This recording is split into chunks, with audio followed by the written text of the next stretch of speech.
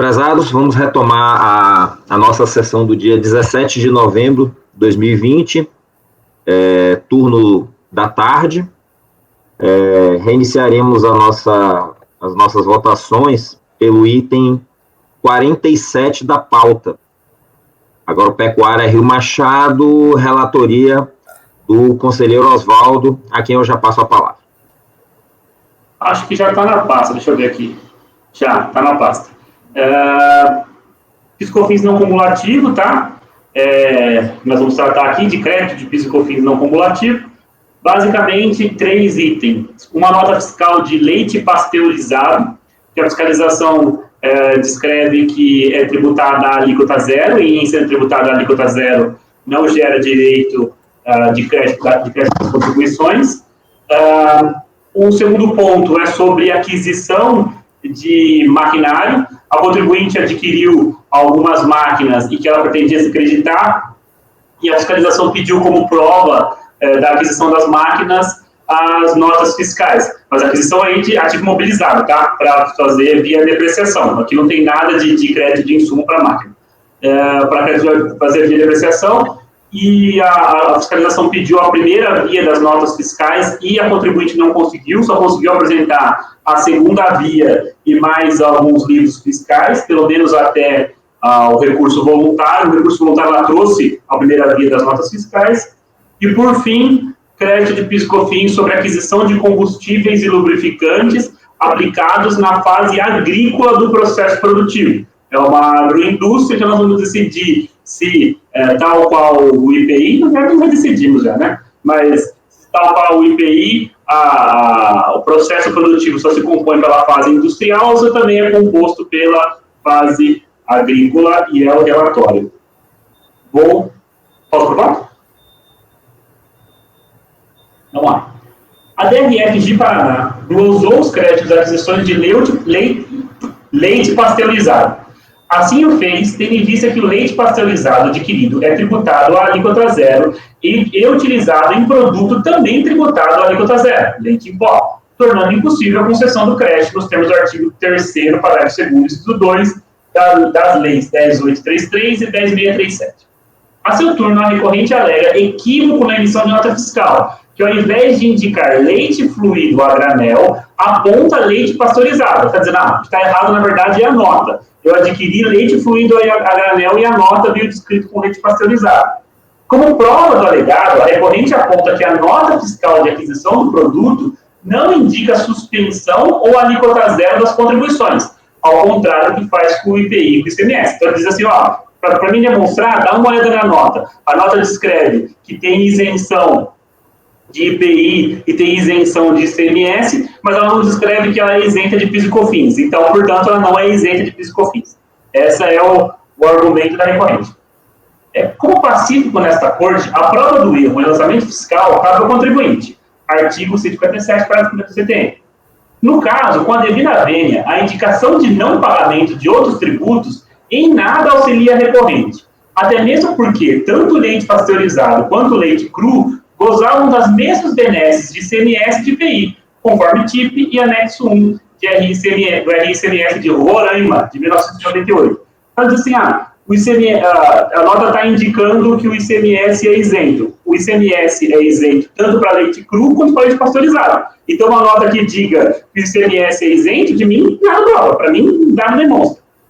Mesma coisa do IPI. Se você olhar TIP, leite pasteurizado e leite cru, os dois são NT. Então, se descreve que é isento de IPI, nada funciona. Não consegue segregar uma de outra. Somado isso, aqui a própria nota descreve leite pasteurizado, portanto, aqui eu mantenho a glosa, né? Não tem nem o que falar por essa previsão legal. Prossigo, quer votar? O que vocês querem fazer? Por mim, eu acho que dá para prosseguir, Oswaldo. Beleza. Na fiscalização, que a recorrente não apresentou a primeira via da aquisição de notas fiscais de máquinas utilizadas no processo produtivo. Desta forma, impossível a concessão de crédito de depreciação do ativo mobilizado. De outro lado, a recorrente narra que não houve extravio. As notas foram solicitadas por órgãos financeiros e de controle que não a devolveram. Ela diz assim, o cara, quando eu vou pedir crédito em Roraima, ele me exige que eu dê a primeira vez a nota fiscal. E não era nota fiscal eletrônica ainda, era nota fiscal manual, né, vamos chamar assim. Então, eu entregava para o banco ficava e não me devolvia. Por isso que eu pedia sempre a vez das notas fiscais. Entretanto, traz aos autos uma série de documentos para demonstrar a aquisição e a época de ativo imobilizado. Então, ele traz outros documentos para mostrar que, olha, eu não tenho a nota, mas eu estou demonstrando para você que eu adquiri. Não obstante a nota fiscal demonstrar com maior certeza a aquisição de máquinas e equipamentos, há a possibilidade de tal prova ser feita por outros meios. A recorrente traz aos autos livro de registro de entradas que descreve a aquisição do maquinário que se pleiteia crédito no ano de 2006, período anterior ao ato do presente pedido, 2008. Acompanhado de foto das máquinas e, originariamente, segundo a via das notas fiscais, documentos suficientes para demonstrar o quanto se alega, conforme artigo 26 do Decreto-Lei 7574 de 2011. A escrituração mantida com observância das disposições legais faz prova por sujeito passivo dos fatos não registrados e comprovados por documentos hábeis. De todo modo, a recorrente traz aos autos do recurso voluntário a primeira via das notas fiscais, que, segundo a lei, está em posse de terceiros. Dessa forma, superado o obstáculo probatório inicial e de rigor a reversão da glosa. Então, o que eu estou dizendo aqui, basicamente, olha, para mim, só o livro de registro de entrada demonstrando que a máquina foi adquirida, que o maquinário foi adquirido em 2006, acompanhando a foto do próprio maquinário, já seria suficiente para conceder. Mas ainda que não fosse suficiente para conceder, que fosse necessário as notas fiscais, ele traz o recurso voluntário. Então, de todo modo, morreu. Tá? Por fim, a fiscalização glosa o crédito de combustíveis e lubrificantes, vez que o combustível é empregado no maquinário em etapa prévia ao processo produtivo per se, nos geradores de energia elétrica, que não se tratam de máquinas ou equipamentos utilizados diretamente na produção dos bens destinados à venda, e nos veículos que reparam, reformam e roçam as pastagens, e reparam e reformam as represas de águas e as estradas internas. Nessa situação, tais máquinas atuam sobre a matéria-prima da agropecuária, a atividade secundária, e não diretamente sobre a produção. O mesmo raciocínio é aplicado ao óleo diesel como diluente de herbicida e às peças de reposições para essas máquinas e equipamentos. Em contraponto, a recorrente ressalta que combustíveis e lubrificantes são utilizados no maquinário agrícola para a geração de energia elétrica e como diluente de herbicida, em etapa do seu processo produtivo. Então, veja aqui a gente não está nem discutindo se isso é insumo ou não, se isso é utilizado em alguma coisa que a recorrente faz ou não. O que a gente está discutindo basicamente a etapa agrícola é ou não um processo produtivo. Essa é a discussão aqui. Processo produtivo não é necessariamente processo industrial. O processo produtivo de uma empresa são as etapas anteriores que culminam com o resultado. Por isso é um processo produtivo. Com o produto, contém o resultado do produto. Fosse limitado ao processo industrial, certamente não seria possível a concessão de crédito à prestação de serviço. Inclusive, a fiscalização passou a admitir crédito de insumos dos insumos nos termos do item 3 do parecer normativo COSIT 5 de 2018.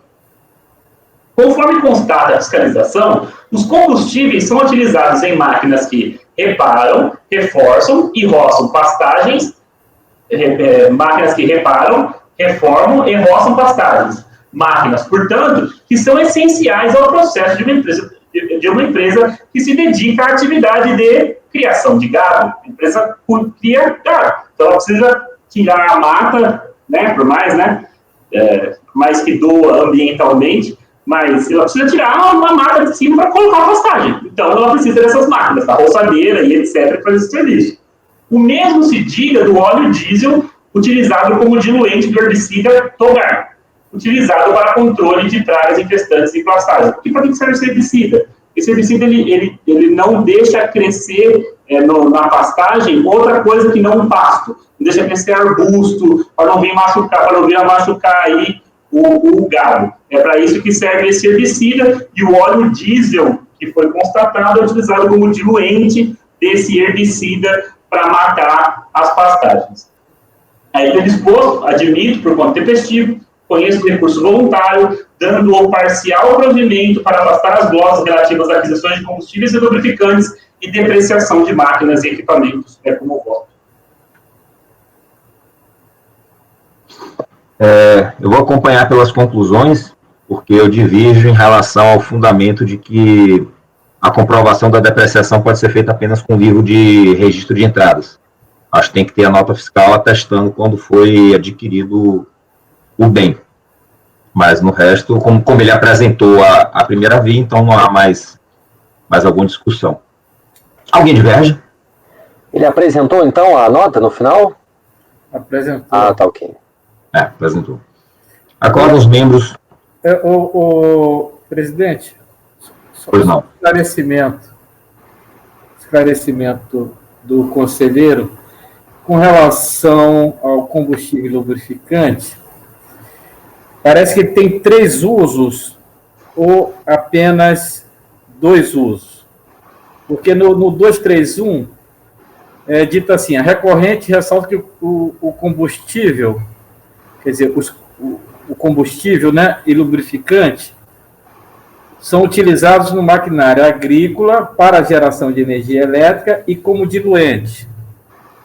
Quer dizer, então ele é usado no maquinário agrícola, que esse maquinário agrícola seria utilizado para roçar e tal, e na geração de energia elétrica também, né? Perfeito. Esses 3 usos, porque depois parece que só tem 2. Mas eu estou de acordo. Eu acho que esse combustível aí, em qualquer dessas hipóteses, realmente pertence à base de cálculo dos créditos.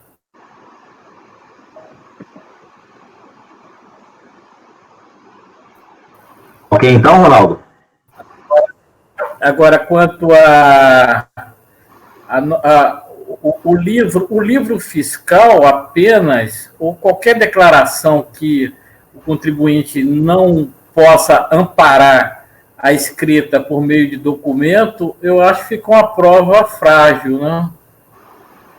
Pelo menos os regulamentos, inclusive o regulamento do imposto de renda, ele diz que os livros fazem prova a favor do contribuinte quando ele está acompanhado do documentário fiscal. Aqui eu acho que é irrelevante porque o conselheiro Oswaldo mostrou que tem a nota fiscal, quer dizer, ele trouxe a nota fiscal, né? Ele parece que ele realmente extraviou essa nota, mas depois ele recuperou pelo menos um aí para comprovar de que ele realmente adquiriu esse maquinário. Eu acompanho só nesse pontinho aí, é que fica só pelas conclusões mesmo. Ok, conselheiro Ronaldo. Então, como ninguém divergiu, acordam os membros do colegiado por unanimidade de votos em dar parcial provimento ao recurso para afastar as glosas relativas às aquisições de combustíveis e lubrificantes e da depreciação de máquinas e equipamentos. Votaram pelas conclusões os conselheiros Lázaro Antônio Soares e Ronaldo Souza Dias. Lembrei daqueles processos de reflorestamento de carvão de vocês aí, eu usei várias vezes esse processo. Insumo do carvão, do reflorestamento, da madeira do reflorestamento, que vira não sei o que vira carvão. E vários processos aí dessa turma, né? Acho que o relatoria da Mara, salvo engano, esse processo. Acho que era do Trevisan. Rapaz, essa turma aqui já era jurisprudência pra caramba, rapaz. A gente gera muita coisa aqui para esse CARF. Próximo item da pauta. Atavis, Farmacêutica Limitada. Item 48 da pauta, relatoria, conselheiro Oswaldo. Passo a palavra. Esse processo também é de crédito de PIS e COFINS do célebre caso da Kombi cheia de documento. O contribuinte, ele é uma indústria farmacêutica. Aí ele foi intimado a demonstrar o seu crédito junto a um monte de documentos, junto a nota fiscal, eu separei aqui, de simvastatina, sumatriptana, Vivapur, Aerosil, e falar que tem direito ao crédito. E aí é o que a gente vai julgar aqui. Posso começar o voto? Aliás, ela fala assim, ó, quero meu crédito, se não me der o crédito, eu quero uma diligência para apurar o meu direito ao crédito. Então, aí eu começo sobre a análise da diligência. De saída, cumpre reconhecer a preclusão acerca do pedido de diligência, eis que não repetir em sede de recurso voluntário. De todo modo, diligência em sede de processo administrativo fiscal não se presta à produção de prova ou análise, na verdade, discussão primária, né? Não se presta à produção de prova ou análise da aplicação do direito aos fatos, justamente que pretende a recorrente, como revelam seus quesitos apresentados ao órgão de PIS. Então, esclarecer a que se refere os créditos de PIS/COFINS, analisar o meu processo produtivo. É dela essa responsabilidade. A recorrente pretende acreditar-se de PIS e COFINS ante aquisições de insumos no período em análise e, para tanto, traz aos autos inúmeras notas fiscais de diversos produtos, verbigratia, simvastatina, sumatriptina, vivapura, aerosil, energia elétrica, planilhas de depreciação, razão analítico, planilhas de apuração de débito, DACOM e DCTF identificados. A fiscalização, de outro lado, destaca que o ônus de demonstrar mais do que juntar documentos. Portanto, a liquidez e certeza do crédito tributário e pedido de crédito é do contribuinte. Ademais, a DCTF constitui instrumento de correção de dívida, eventual erro deste documento desse documento fiscal, deve ser demonstrado. O tema não é novo nessa turma e não comporta maiores digressões. Em pedido de crédito, o ônus probatório do contribuinte, em especial em pedido de crédito por força de erro em declaração, em que, mais do que demonstrar o crédito, deve o contribuinte demonstrar o erro e a apuração correta do tributo, eventualmente devido. Artigo 147, parágrafo 1º do CTN, aplicável aqui por analogia legis, já que nós estamos tratando especificamente de lançamento. No caso, a recorrente pleiteia crédito de insumos sem sequer indicar qual o seu processo produtivo, e menos ainda como cada um dos insumos são nele utilizados. Dessa forma, sucumbiu em ônus que lhe competia, tornando de rigor a glosa dos créditos. Antes posto, admito, quanto tempestivo, coisas pelo custo voluntário, negando o desenvolvimento. Alguém diverge? Acordam os membros do colegiado por unanimidade de votos em negar provimento ao recurso. Esse resultado do item 48, esse processo é um paradigma para os processos dos itens 49 até 55. Então, a decisão irá valer para esses outros itens também. Próximo item da pauta é o item 56, também de relatoria do conselheiro Oswaldo, recorrente Colégio Santa Maria. Passo a palavra ao relator. Esse processo aqui é bem tranquilo, mais que os outros. Eu estou sendo ouvido, mais que os outros, inclusive. Lançamento de ofício, o que acontece? A contribuinte, esse colégio Santa Maria, apresentou DCTF e indicou para calçar o crédito, para não pagar o crédito, uma decisão judicial. A fiscalização baixou para constatar e viu que não tinha processo judicial nenhum, lançou de ofício, mas multa. A fiscalização intimou a recorrente para apresentar a impugnação, e a impugnação da recorrente é essa frase aqui que vocês estão lendo. É só isso aqui, é uma página com essa frase. A DCTF foi preenchida corretamente por quanto o processo judicial é 96 tal, da segunda vara federal, e não tal, da sexta vara, como consta na ficha de pagamento do DCTF em questão. A DRJ de Ribeirão Preto, ela deu parcial provimento, substituindo a multa isolada pela multa de mora, ex ofício, tá? Anti-retroatividade benigna e mantendo a autuação, vez que não há prova de decisão que suspende a liberdade do crédito. Nem o processo 968570, nem o processo 9138687 suspendiu a liberdade do crédito tributário da recorrente. E resignada, ela apresentou só a tese sobre prescrição intercorrente, a qual existe uma súmula dizendo que a gente não pode conhecer, e fim da história. Na verdade, tem uma questão sobre a retroatividade benigna, que foi reconhecida pelo acordo de piso, que ele diz, olha, eu estou substituindo a multa isolada por multa de mora, mas, na verdade, aplicou mesmo a multa de mora. Se olhar a nota de inflação, foi aplicado multa de mora. Então, na verdade, mas isso pouco importa, vai aplicar a multa de mora de todo jeito. Eu colei aqui o auto de inflação, ele indicando o artigo 44, inciso e parágrafo da 9.430. Então, só para esse detalhe, para não confundir ninguém na hora de executar o julgado, mas enfim, não é por mim. Alguém diverge? Qual dos membros do colegiado, por unanimidade de votos, em negar provimento ao recurso? Bom, vamos mudar um pouco de relator agora. Vamos para o item 57 da pauta, relatoria da conselheira Fernanda Cotizias, do processo da Western Asset. Passo a palavra, relatora. Bom, vamos lá. Na verdade, eu não sei se vocês lembram, mas no mês passado nós julgamos vários processos dessa empresa e eram temas um pouco diferentes entre si. Mas um deles era exatamente igual ao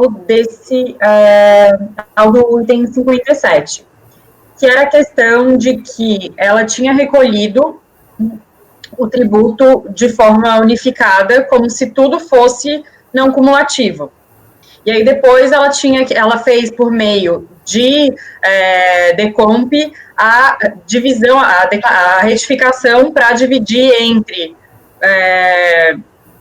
não cumulativo e cumulativo, e o valor que ela tinha pago inicialmente era maior, inclusive, do que ela tinha pago, do que ela deveria pagar, né, nessa redistribuição e realocação dos valores.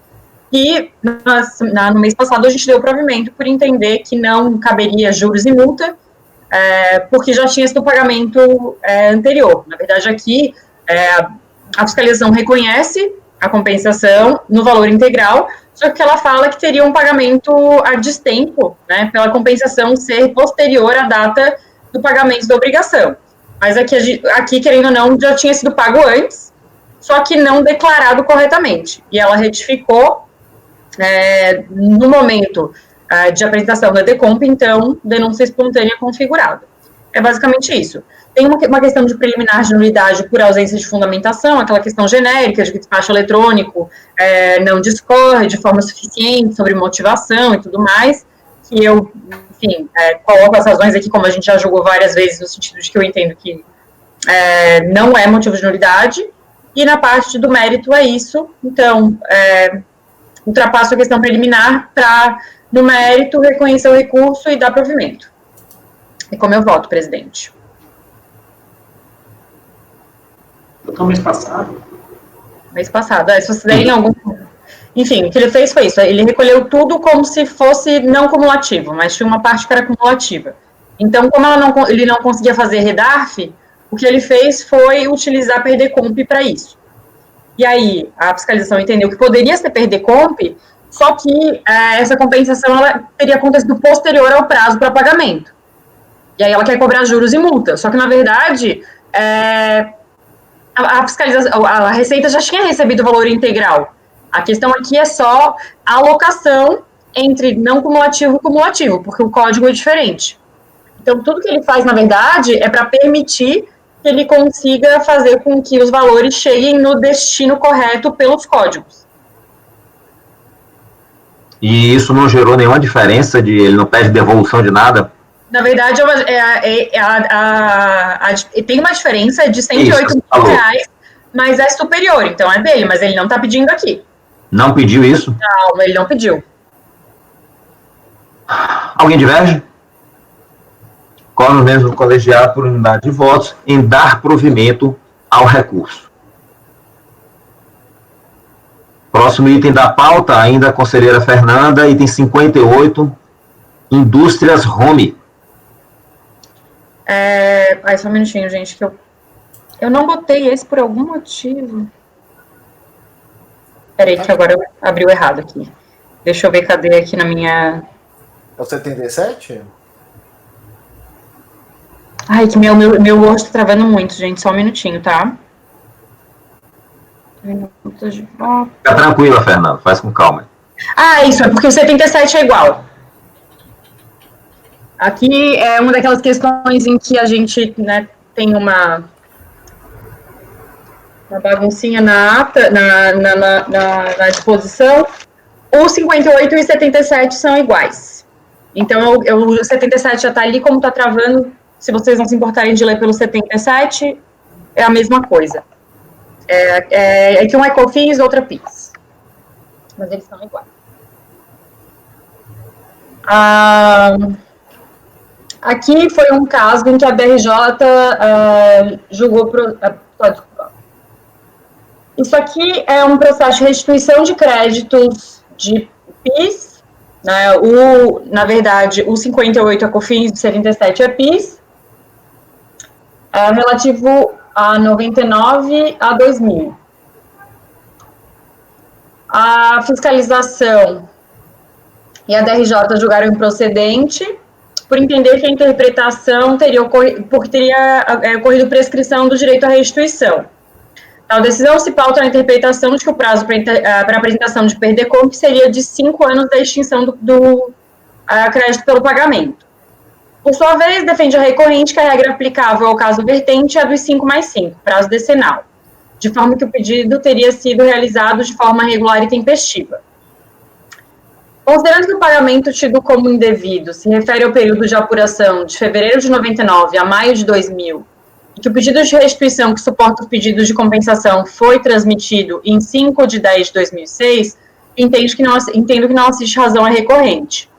Isto porque, conforme o entendimento fixado pelo STJ e pacificado neste Conselho por meio de súmula, o prazo decenal aplica-se somente a pedidos de restituição realizados antes de 9 de junho de 2005, o que não ocorreu no presente caso.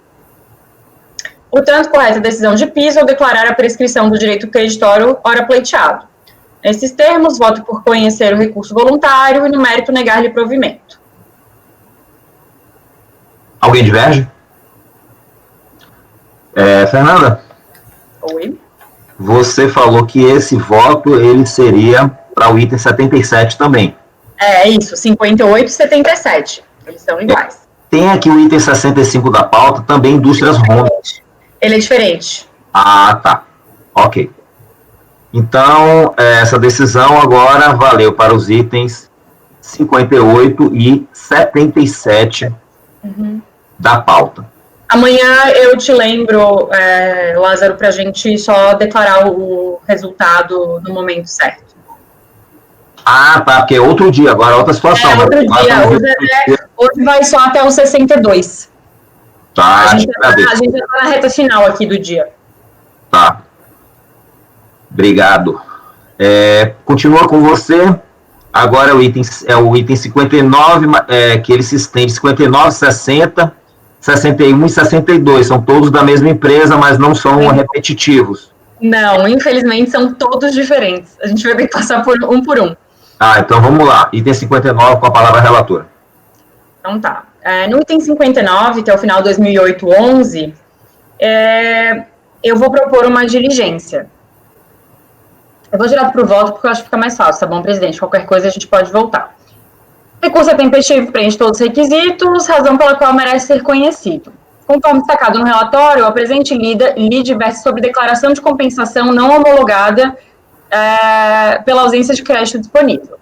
Em sua defesa, a recorrente afirma que a negativa de crédito pela fiscalização se deu em razão de erro de preenchimento, visto que deixou de preencher a linha 73 da ficha 20B da IPJ, o que ocasionou a glosa dos créditos em debate. O não preenchimento da linha em questão implicou na inserção de valores de COFINS já retidos na fonte pelos órgãos públicos, resultando em pagamento a maior, em duplicidade, no valor de R$ 77.240,10. Tal valor, se atualizado pela Selic, chegaria a um montante pleiteado a título de crédito correspondente a R$ 94.356,51. Para demonstrar seu direito, afirma que juntou as folhas 17 a 452, notas fiscais, documentos contábeis e extratos bancários. Por sua vez, a DRJ São Paulo, ao analisar a questão, concluiu que a hora recorrente não teria demonstrado seu direito, conforme se verifica pelo trecho do acórdão abaixo destacado. Enfim, ela reconhece a existência de cópias de provas, mas ela diz que não foram suficientes, né?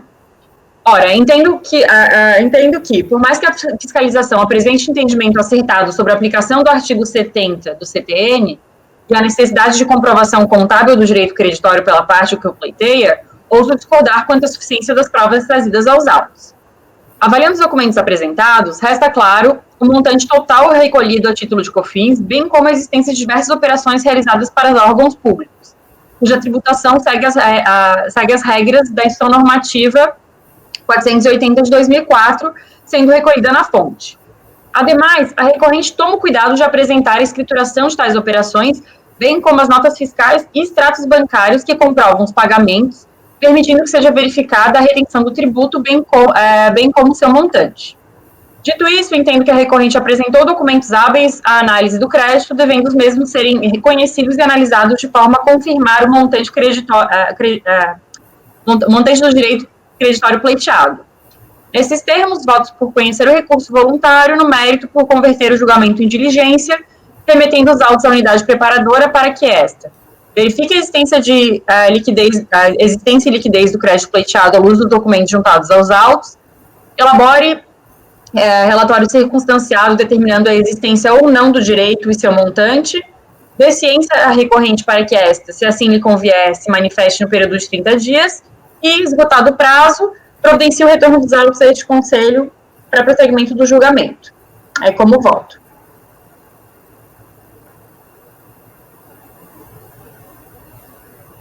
É isso. Alguém diverge? Resolve o mesmo colegiado por unanimidade de votos em converter o presente julgamento em diligência nos termos do voto da relatora. Item 60 agora, não é? Isso. O item 60, que é o final 2016-08, é uma questão de concomitância. Então, também vou pro voto direto, tá bom, presidente? Ok. E preenche todos os requisitos de admissibilidade legalmente exigidos, razão pela qual merece ser conhecido. Conforme destacado no relatório, a presente lide versa sobre o lançamento fiscal para prevenir decadência, diante da hora a recorrente ter conseguido, por meio de liminar judicial, o direito de realizar importações de produtos farmacêuticos classificados nos capítulos 29 e 30 da NCM, tem incidência de alíquota adicional de 1% a título de COFINS importações, conforme a redação dada pela Lei 12.844 Não. Ih, gente, faltou uma palavra né? Acho que é parágrafo 21 do artigo 8º da Lei 10.865. Enquanto a autoridade fiscal entende devido o adicional de 1%, a recorrente defende que goza do benefício de alíquota zero nos termos do decreto 6426 de 2008, de forma que, independente do valor da alíquota vigente na regra geral, esta não alcançaria, não sendo legal o enquadramento do parecer COSIT 10 de 2014, que determina que o adicional fosse calculado após a redução do montante devido a título do benefício, de forma que, independentemente das regras que estaria sujeita a recorrente, 1% final seria devido. Não obstante a controvérsia em questão, como bem destacou a decisão de piso, a hora recorrente optou pela via judicial para discutir seu direito, conforme consta do processo tal, atualmente em tramitação no TRF3.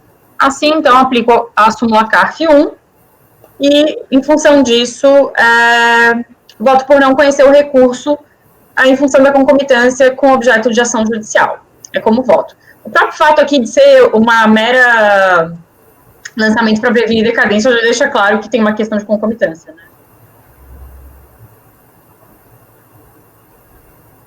Alguém diverge? Osvaldo, você tá com o microfone fechado. Eu vi que você estava falando, mas não ouvi. Não, é só bobagem. Você vai falar que pelo menos é um fortíssimo indício, mas eu concordo. É isso, exatamente. Claro, não, eu tive o cuidado de ler o processo inteiro e de avaliar para ver se o processo não tinha transitado e se era a mesma matéria. Mas, enfim, o fato de ser isso já... Por isso que eu nem usei, por isso que eu nem abri o som. Como eu sabia que não era importante, deixei falar. Boa, Oswaldo. Ok, não temos divergência, então, em relação a esse processo. Então, acordam os membros do colegiado por unanimidade de votos em não conhecer do recurso. Próximo item da pauta é 61, continua sharing. Isso. Agora, na verdade, o 61 e o 62, eles têm uma ordem lógica, por quê? Porque o 61, ele é pedido de compensação, e o 62, ele é o lançamento de multa isolada por não declaração da compensação. Ou, melhor, pela classificação de como não declarada.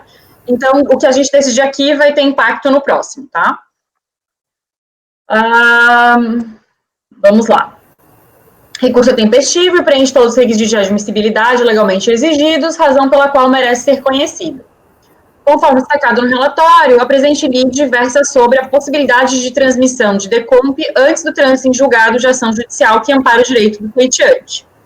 Para a recorrente, não se aplicam o artigo 170A do CTN e a Lei Complementar 104 de 2001, visto que, apesar da transmissão das DECOMPs ter ocorrido em novembro de 2004 e em janeiro de 2005, ou seja, depois da entrada em vigor da Lei Complementar 104 de 2001, a ação judicial sobre as quais tais pedidos foram formulados data de 1999, sendo esta a data a ser considerada para fins da discussão sobre a necessidade ou não de existir decisão judicial transitada em julgado.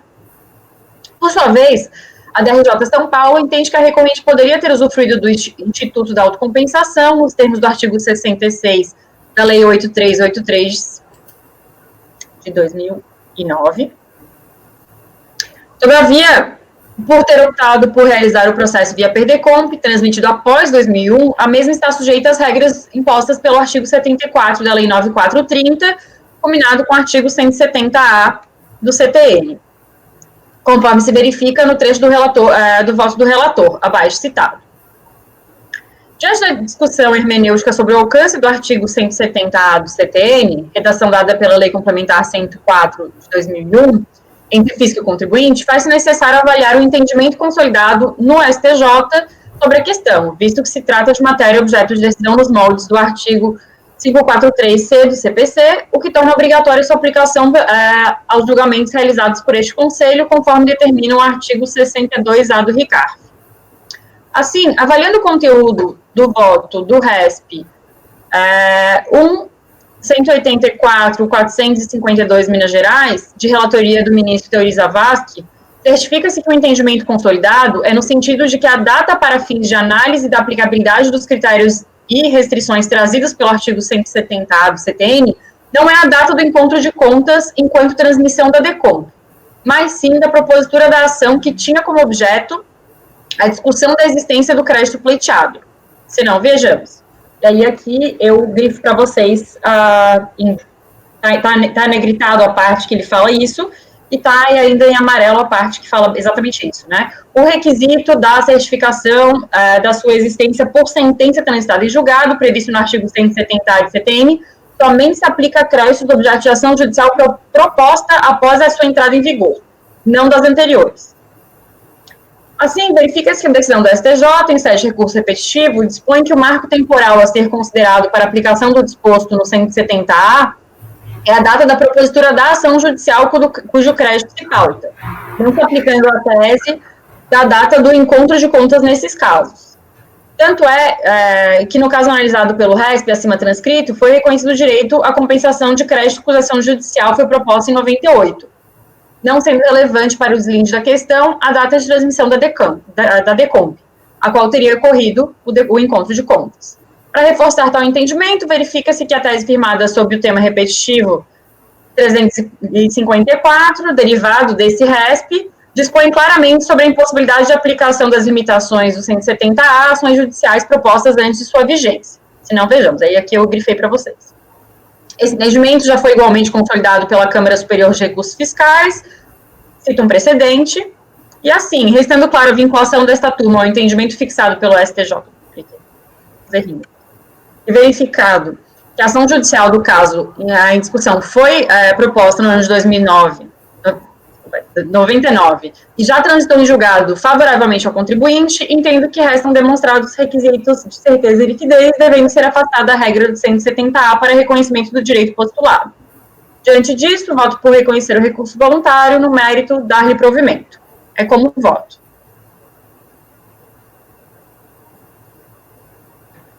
Alguém diverge? Eu já tive divergência sobre essa matéria, né? Eu tenho o artigo 170, ele exige liquidez e certeza para a concessão do crédito. Então, eu já tive alguns votos no sentido de que o artigo 170 é conservado, repetitivo, inaplicável ao artigo 170A, mas existe o artigo 170, que ele exige a liquidez certeza, sobre o qual o STJ não se manifestou.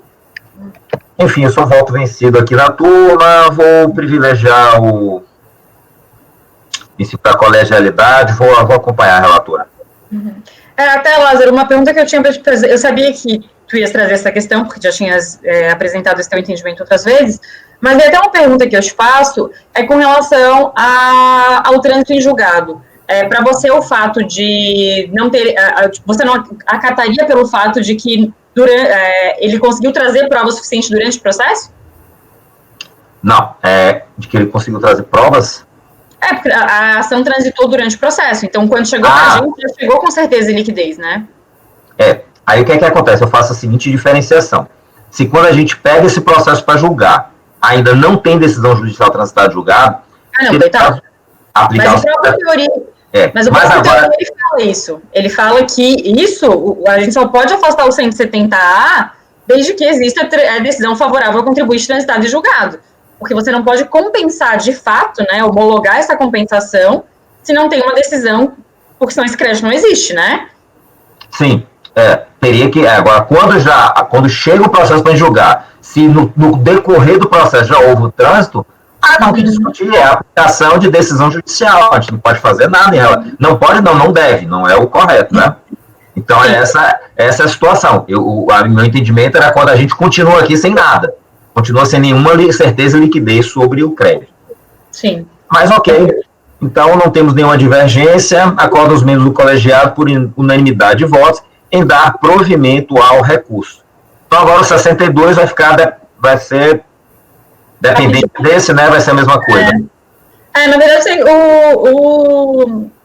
o 62, que é o final 2007-11, ele é o lançamento da multa isolada por declaração, por compensação considerada não declarada. Na verdade, a DRJ ela já tinha afastado uma parte, porque esse processo é muito antigo. E o que aconteceu foi que uma parte das declarações foram consideradas não admitidas e outra parte não declaradas. E a multa tinha sido aplicada sobre tudo. Aí na DRJ o que eles falaram foi o seguinte: olha, a não declarada eu tenho base legal para aplicar a multa, o resto não. Então ele já tinha afastado a maior parte da multa, que eram 300 e poucos mil reais, e tinha sobrado só 77 mil reais, que era o que foi reconsiderado não declarada. Mas que a gente já que como agora a gente considerou declarada e permitiu a homologação no processo anterior, aqui não existe questão para aplicação de multa. Então, a multa ela cai em decorrência da nossa decisão no processo anterior. Então, com isso, eu vou votar por conhecer o recurso e dar provimento. Alguém diverge? Acorda os membros do colegiado por unanimidade de votos em dar provimento ao recurso. E com isso, a gente termina o... Isso, terminamos. Tá me dando informe, hein? Voltando, né? O Melvaldo não ouvi direito, você falou o quê? Estamos entrando em forma. Sim. Voltando, né? Voltando à forma, a gente... Foi isso que eu falei. Isso. Dia que mais processo. Então, presidente, o senhor pode encerrar a gravação antes da gente começar a falar disso. Bom, acho que não tem sentido também pelo ritmo que a gente está vendo. É melhor a gente terminar logo hoje mais cedo, né? Não tem necessidade já antecipar nada da pauta. Janaína,